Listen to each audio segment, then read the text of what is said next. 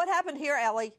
Nancy, this man, it's Christian Irala. He's 29 years old. He's driving a 2001 Toyota Echo. He is speeding down the highway when they say he ran a red light. This other car that you see pulling into the intersection T-bones him. His car flips to the air before it comes to a stop. Police say he was drunk at the time.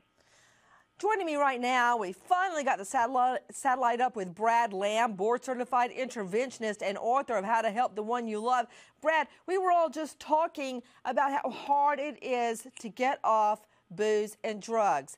And I was saying, when I go on a diet, it's even hard for me to behave. And I'm just talking about food, much less somebody that actually has an addiction to booze or drugs.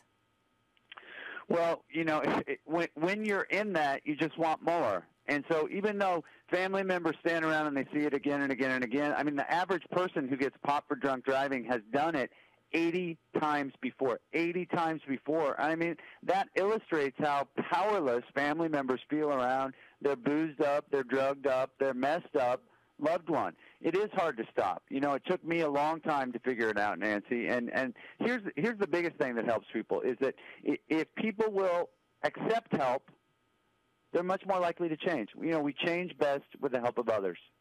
Well, Brad, that sounds great. It kind of sounds like you're reading poetry, accepting help and how great it all is. No, but I wish you could see this video because this is a pile-up, a big one, where a lot of lives are at risk. But I was saying earlier how I would get people that were on their 4th and 5th DUI and they were finally a habitual violator, which is a felony, or I would get vehicular homicide, so it's too late to do anything to help anybody because you got a dead body. So what do you do? The states don't have any money. Everybody up in Washington is spending money like water.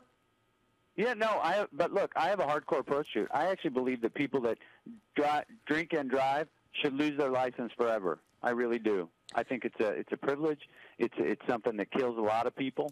And so I'm not a softie when it comes to drinking and driving at all. Look, and I think for some people it will take going to jail to get better, you know. But look, Nancy, you know this too. People can go into jail, go into prison, and find exactly the same drugs and booze they found out on the street. So, you know, these videos just tell us what a big problem it is across the country. I admit I used to drink and drive. Okay, how did you beat it? I mean, I'll tell you, I can't believe that I was that guy, but I was. How did you beat it, Brad? You know, I went to rehab. I had a group of friends that sat me down and they said, hey, you got to do something different. You look really sick. We think you're going crazy. And I wasn't going crazy. I was just drunk. I was high all the time. You know, I was a crystal meth addict and alcoholic. I just couldn't stop. And it's like, you know, it's like you invite the devil in, you know. And so you see these videos and you're like, oh, my God, what another knucklehead. Thank God he didn't hurt somebody in that one or this one or the other one. But, you know, me, I'm preaching to the choir. I know that you're not a softie with any of this stuff either. Well, the thing is this, though, Brad, and I face this every day as a felony prosecutor for 10 years. You've got to have discretion about who goes to jail and who doesn't. Because, frankly, the jails are full. So you got to pick what's the most important because Congress and state assemblies and legislatures are not going to give you money for rehab, money for alcohol and drug addiction treatment. It's just not there.